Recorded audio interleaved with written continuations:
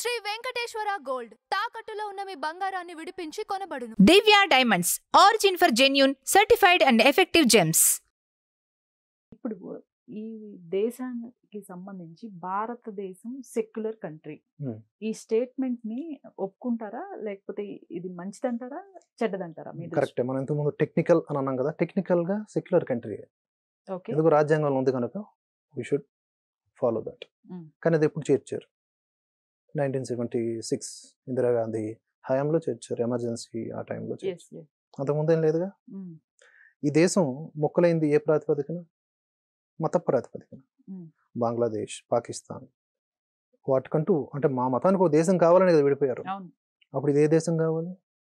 హిందూ దేశమే కావాలి. అప్పుడు క్రిస్టియన్స్ లేరు కదా, ఉన్న చాలా అల్ప శాతంలో ఉన్నారు. ఇప్పుడు విజృంభిస్తూ ఉన్నారు.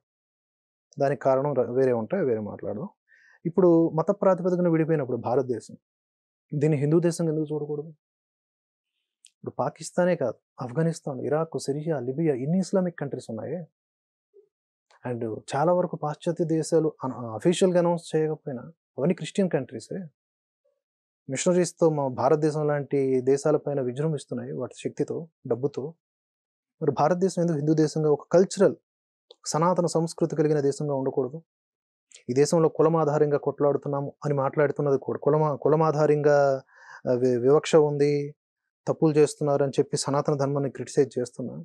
అది ఈ మధ్య వచ్చింది, ఆది నుంచి లేనిది, ఆది నుంచి ఉన్నది కాదు. అట్ ది సేమ్ టైం సనాతన ధర్మం అది చెప్పలేదు. మనుషుల్లో వచ్చే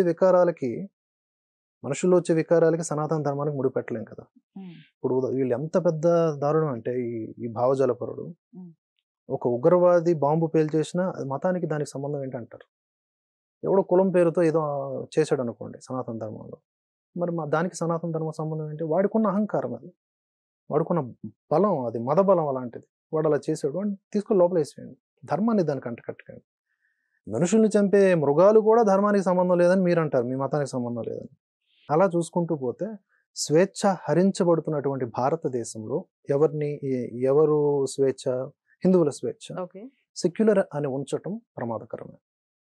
సెక్యులర్గా ఉండటం అంటే ఏమిటి? కేవలం హిందువులేనా? హిందువులు ఎలాగో వాళ్ళు బై బర్త్ సెక్యులర్సే. ఒక క్రిస్టియన్ ఇచ్చి పేపర్ ఇచ్చినా చూసుకొని జై యెహోవా, జై యేసు ప్రభు అంటారు. ఓ ముస్లిం వచ్చేసి ఇస్తే అల్లా అని. ఎన్ని పాటలు లేవు అయ్యప్ప పాటల్లో అల్లా మిళితమే ఉంటాడు. సాయిబాబా పాటల్లో ఇంకా యేసు ప్రభు, అల్లా, కృష్ణ మొత్తం అన్ని మిళితమైపోయి ఉంటాయి. ఇంతకంటే బెస్ట్ సెక్యులరిస్ట్ ఎవరు ఉన్నారు? సెక్యులర్గా ఉండాల్సింది క్రిస్టియన్స్, ముస్లిమ్స్, ఇతర మతస్థులు. వాళ్ళకి నేర్పాలి సెక్యులరిజం గురించి. అరే నాయన, నీ మతమే మతం కాదు, నీ దేవుడు కాదు, వాడు వేరే పేరుతో పిలుస్తున్నా కొలుస్తున్నా వాడు దేవుడే. నీ యేసుప్రభే ఆరోపణలో ఉన్నాడు అనుకో, కాస్త విశాల హృదయంతో ఆలోచించు. ఎందుకు వాడిని సాతాన్లా చూస్తున్నావు? ఎందుకు విగ్రహారాధన పాపం అంటున్నావు? విగ్రహారాధన నువ్వు పాపం అంటే మరి నీకు చర్చే ఉండకూడదు, అక్కడ టీ సింబల్ ఉండకూడదు. అవన్నీ విగ్రహాలే కదా. విగ్రహం అంటే ఏంటి? ఒక రూపమే కదా, ఒక ఆబ్జెక్టే కదా విగ్రహం అంటే. వాటిని నువ్వు ఆధారంగా చేయకూడదు. మసీదు కూడా ఆధారమే, అది కూడా విగ్రహమే. దానికి ఒక చిన్న షేప్ ఉంటుంది, షేప్ ఇస్ నథింగ్ బట్ విగ్రహం. కనుక నువ్వు అలా చేయకూడదు అని చెప్పేంత విశాల హృదయం ఉండేటటువంటి, గొప్ప మనసు ఉండేటటువంటి మత పెద్దలు ఉండాలి. వాళ్ళకి తెలియాలి సెక్యులరిజం అంటే ఏంటో. సర్వధర్మ సమభావన కలిగి ఉన్న సనాతన ధర్మానికి సంబంధించిన హిందువులకు కాదు కదా. అందుకని భారతదేశం సెక్యులర్ కంట్రీగా పిలువబడుతూ హిందువుల్ని ఏమారుస్తూ హిందువులను అణచివేతకు గురి చేస్తున్నారు. కనుక ఇది సెక్యులర్ కంట్రీ కాదు, హిందూ కంట్రీగానే పిలువబడాలి. హిందూ కంట్రీ కానీ హిందువులకు ఎక్కువ ప్రివిలేజ్ ఇవ్వాలి అని అంటాను నేను. రైట్. ఇప్పుడు ఈ రిజర్వేషన్స్ కానివ్వండి, లేకపోతే కొత్తగా కొన్ని కులాల వారీగా లేకపోతే కొన్ని మతాల వారీగా మైనారిటీస్ అని విభజిస్తున్న వాటి గురించి మీ అభిప్రాయం ఏంటి? అదే ఇప్పుడు రోహిత్ వేముల చట్టం ఒకటి తీసుకొస్తున్నారు. ఇప్పుడు మనకి కర్ణాటకలో ఎస్సీ ఎస్టీ అట్రాసిటీ చట్టం ఉంది కదా. మళ్ళీ అదనంగా ఇదేంటిది అంటే ఎస్సీ ఎస్టీలకు అన్యాయం చేయటం, బీసీలకు అన్యాయం చేయటం, ముఖ్యంగా వాళ్ళ టార్గెట్ బ్రాహ్మణులు వంటి ఓసీలకు అన్యాయం చేయటం, వాళ్ళని భయపెట్టి లోపల వేయటం. ఒక విద్యాలయాల్లో చదువులు తప్ప రాజకీయాలతో సంబంధం ఉండకూడదు. కానీ విద్యాలయాల్లో కూడా సంఘర్షణ వాతావరణాన్ని క్రియేట్ చేయడానికి, వైషమ్యాల్ని సృష్టించడానికి అని చెప్పేసి ఇలాంటి చట్టాలు తీసుకొస్తారనమాట. కులాల ఆధారంగా, మతాల ఆధారంగా. ఇప్పుడు రోహిత్ వేముల చట్టం ఇంకా అది ఏమీ అప్లై చేయబడలేదు, అమలు కాదు. కాకపోతే చెప్తున్నది ఏంటంటే ఇది విద్యాలయాల్లో అప్లై చేస్తున్నటువంటి చట్టం అన్నమాట. ఇది ఒక ఉదాహరణగా మీరు అర్థం చేసుకుంటే సరిపోతుంది. ఏంటండి ఈ చట్టం ఏంటి అసలు? స్టూడెంట్స్ మధ్య అంటే ఎస్సీ ఎస్టీ మైనారిటీ స్టూడెంట్స్ పైన ఎవరైనా వివక్షపూరితంగా వ్యవహరిస్తే ఓకే వాళ్ళని తిట్టినా ఆ పేర్లతో కొట్టినా లేదా పక్కన పెట్టినా తప్పకుండా వాళ్ళు నాన్ బెయిలబుల్ 1 year జైల్లో ఉండాల్సిందే. నాన్ బెయిలబుల్, వాదించుకోవడానికి కూడా లేదు. ఇది డైరెక్ట్ స్టూడెంట్స్కి స్టూడెంట్స్కే 2-3 సెమిస్టర్లు పోతాయి కదా, వాడి జీవితం కొలాప్స్. వాడు లేదా ఆవిడ. సరే ఓపెన్ చేద్దాం. ఒక మైనారిటీ స్టూడెంట్ ఉన్నాడు, అంటే ముస్లిమ్స్, క్రిస్టియన్స్ ఎవరన్నా కావచ్చు, సరే దళిత అనుకుందాం. ఈ హక్కుల్ని దుర్వినియోగం చేసుకునే అవకాశం లేదా నేను చెప్తాను చూడండి. ఒక బ్రాహ్మణ అమ్మాయి ఉందనుకుందాం. ఒక బ్రాహ్మణ అమ్మాయి వెంట పడతా ఉంటాడు ఒక వ్యక్తి, ఈ హక్కులు కలిగి ఉన్నటువంటి వ్యక్తి ఈ చట్టం ద్వారా. ఆ అమ్మాయి ఒప్పుకోదు, లేదు మా ఇంట్లో ఒప్పుకోరు అండ్ నేను ఇంకొకరిని ప్రేమిస్తున్నాను లేకపోతే మా ఇంట్లో సంబంధాలు చూస్తున్నాను, ఒప్పుకోదు ఆవిడ. గ్లడ్జ్ పెంచుకొని ఒకప్పుడు యాసిడ్లు గట్రా పోసేవాళ్ళు, ఇప్పుడు ఈ చట్టాలు కనుక అప్లై అయితే వెళ్తారు. దీనికి సంబంధించిన బోర్డు కమిటీ ఉంటుంది అనమాట. ఈ రోహిత్ వేముల చట్టం అంటే ఒక కమిటీ ఉంటుంది, విచారణ కమిటీ. ఆడికి వెళ్ళి కంప్లైంట్ ఇస్తాడు. కంప్లైంట్ ఇచ్చిన వెంటనే లోపల వేసేయాలి అమ్మాయిని. ఏమని ఇస్తాడు? విచారణ ఏముండక్కర్లా, ఫస్ట్ ఇమీడియట్ లోపలేసి తర్వాత విచారణ. ఏమిస్తాడు? ఆ అమ్మాయి నేను జస్ట్ ప్రపోజ్ చేశాను, జాతి పేరు మీద నన్ను దూషించింది అంటాడు. అది నిజమా కాదా తర్వాత విచారణలో తేలుద్ది, ముందైతే ఆవిడ సెమిస్టర్ అయిపోద్ది. ఇలాంటి ప్రమాదకరమైన చట్టాలు ఎందుకు తీసుకొస్తున్నారు అంటే ఎస్సీ ఎస్టీలకు అన్యాయం చేయడం. ఎస్సీ ఎస్టీలని ఎక్కడ, అది బయట కూడా ఉన్నాయిగా ఆ చట్టాలు. విద్యాలయాల కిందకి అప్లై చేస్తున్నారు.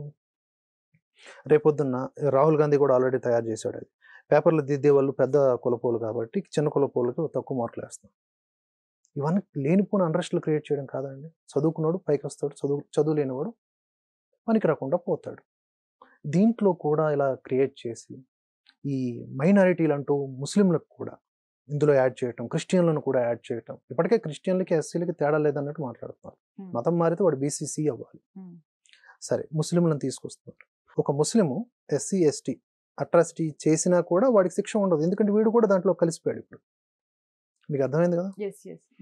ఎస్టీలు ఎస్సీలు వాళ్ళ మీద వాళ్ళు అట్రాసిటీ వేసుకోలేరుగా నాకు తెలిసి. ఇప్పుడు మైనారిటీలు కూడా ఇందులో చేర్చబడ్డారు కాబట్టి ఈ చట్టంలోకి. విద్యాలయాల వరకన్నా సరే ఒక ముస్లిము ఒక ఎస్సీ ఎస్టీని తిట్టాడు అనుకోండి, వాడి మీద ఈ చట్టం ప్రయోగించబడదు, ఎందుకంటే వాడు కూడా అదే చట్టం పరిధిలోకి వస్తున్నాడు. ఇంత సంక్లిష్టమైన కేవలం ఒక వర్గాన్ని, ఒక వర్గపు స్టూడెంట్స్ని అణచడానికి విషపూరితమైనటువంటి చట్టం కాదా? బీసీలకు అన్యాయం చేయడం కాదా? ఎస్సీ ఎస్టీ హక్కులను హరించడం కాదా? కనుక దాని మీద న్యాయ పోరాటం జరుగుతుంది, అది నిలబడదు. కానీ ఈ విధంగా చెప్పడం ద్వారా, వాళ్ళు హామీలు ఇవ్వడం ద్వారా ఒక వర్గపు ఓటు బ్యాంకు పదిలంగా ఉంటుంది. ఇప్పుడు మన కోసం ఆలోచిస్తున్నాడు రా, మన ముస్లింల కోసం, మన క్రిస్టియన్ల కోసం. వాళ్ళు కూడా ఆలోచించాలి.